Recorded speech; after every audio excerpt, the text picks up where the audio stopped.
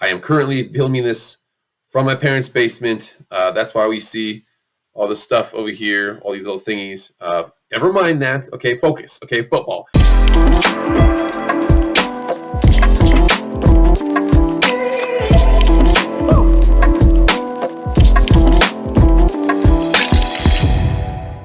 What is going on, everybody? It is Jake with Master Football, back at it again. Happy Monday, happy Labor Day to everybody out there. I am currently filming this from my parents' basement. That's why we see all this stuff over here, all these little thingies. Never mind that. Okay, focus. Okay, football. We just had our first week of college football season. It was awesome. I want to talk about it. There's a couple of games I want to kind of touch on, but one big game I want to touch on real quick. Remember, this is Jake with Master Football, all things pro football, all things college football, all things video game football, anything related to football we discuss on this show. All right, everybody, please subscribe to the channel. Please like it. Please share with friends. Anything like that, I very much appreciate it. But without further ado, let's get into the video. All right, everybody, so week one of college football season is done. It was awesome, man. There was ups, there was downs, teams were winning, teams. It was crazy, okay? There's one thing I want to touch on before I get into my major point, because there was one conference that had a really rough go. So here I am on the ESPN, the ACC scoreboard. So we see here North Carolina State won, but number 10 North Carolina lost to Tech.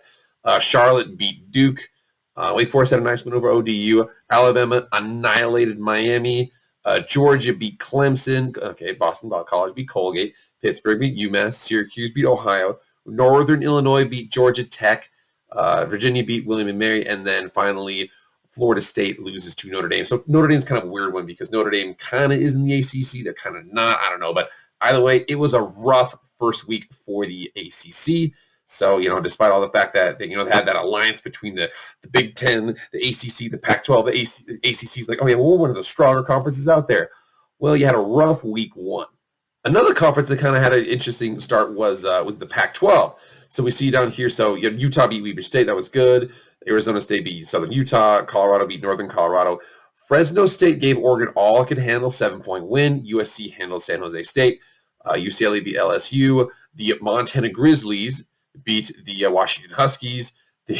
Stanford lost to K-State. Oregon State lost to Purdue. Nevada beat California. BYU beat Arizona. And Utah State beat Washington State. So rough for the Pac-12 throughout. However, there was one team that had a fantastic win. So boom, here we go. LSU Tigers versus the UCLA Bruins. LSU came into the game ranked as 16th overall. They ultimately lose to the UCLA Bruins 38-27. Then it was a nuts game. If you come in here, let's check out some of these stats. So we see here from LSU, 330 passing. UCLA had 260, but UCLA had 210 yards on the ground.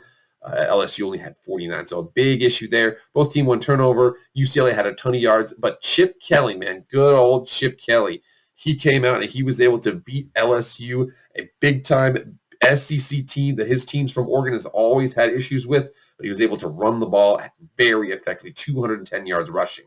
So that's what this video was about, okay? So we saw that, ACC really struggled, Pac-12 really struggled, but UCLA, man, they have themselves an interesting little shot. So they're going forward. They're trying to establish that. They've kind of struggled in the last couple of years, haven't really been able to get their feet underneath them. I know the COVID year kind of threw a whole bunch of things off, but UCLA, man, they are looking pretty good. I actually want to go through a couple of their players. DTR, Dorial Thompson-Robinson. Talk about Charbonnet, I believe is running back name. Talk about their schedule. Their schedule is going to get really interesting. I want to kind of bring up a point about that. And then we'll finally get to where I think it's actually going to go. First of all, let's talk about the Pac-12, because the Pac-12, the college football playoff, has not been nice to the Pac-12 recently. So here we are on the wiki page for college football playoff. So we see here 2014, 2015. That was when Oregon made it. Oregon had Marcus Mariota. He was able to come in, and they ultimately lost to Ohio State there. And then we see down here, we see next year, Clemson, Alabama, Michigan State, Oklahoma. And then we have, Alabama, Clemson, Washington, and Ohio State. So Washington made it again. So that was Chris Peterson. And then they have not made it since. So we see Clemson, Oklahoma, Georgia, Alabama. Clemson, Oklahoma, Alabama, Notre Dame. LSU, Ohio State, Clemson, Oklahoma. And Alabama, Clemson, Ohio State, and Notre Dame. So 2 out of the 7 times that we've had the college football playoff, the Pac-12 has actually been represented. So they've kind of been having some issues here and there. But UCLA comes out. They look good against LSU. And let's check out their schedule because it actually softens up for the most part. Let's check it out.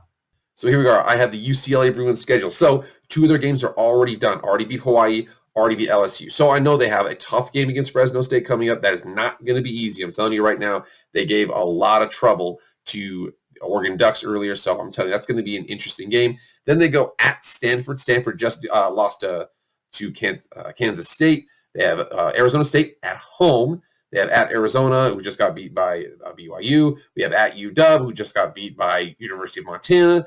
Then we have Oregon at home. We have at Utah. That's going to be probably their more tougher game that they have is going to Utah. And then they have Colorado at home at USC. Again, that's a local game. That's pretty much a split crowd. And then we have ourselves Cal Bears. So of all those games that they have right now, the toughest games that they have Oregon at home. They have USC, which is kind of across town. They have Arizona State at home. They have at Washington. We'll see, man. Maybe Jimmy Lake up there. Washington just had a bad game 1 against Montana. Montana brought back Bobby Hauck. Or Hawk, I don't know how you pronounce his name, but he was one that took that program to a successful point. And I mean, they did not score very many points in that first game. It was a really ugly defensive game between Washington. But this at Utah, that's going to be an interesting one.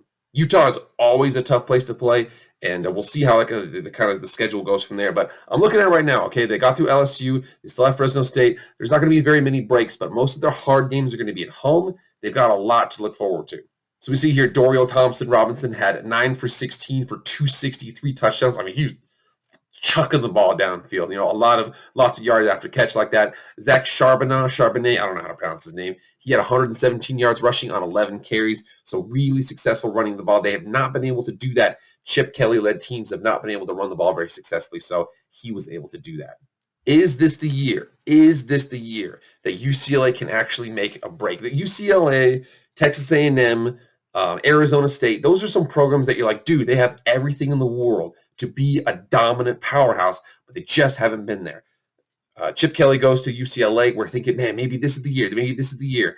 But it kind of has taken him some time, but I'm seeing right now that we're starting to see the fact that he's got his guys. He's got his recruits in there. This is the people who are seniors now were his first recruiting class. Dorial Thompson-Robinson, a really good quarterback, kind of a slash type guy. So you're able to see that he's actually able to pull through with his team and have the team that he wants to do the things that he wants to do. So what do you guys think? What's going to happen with the Pac-12?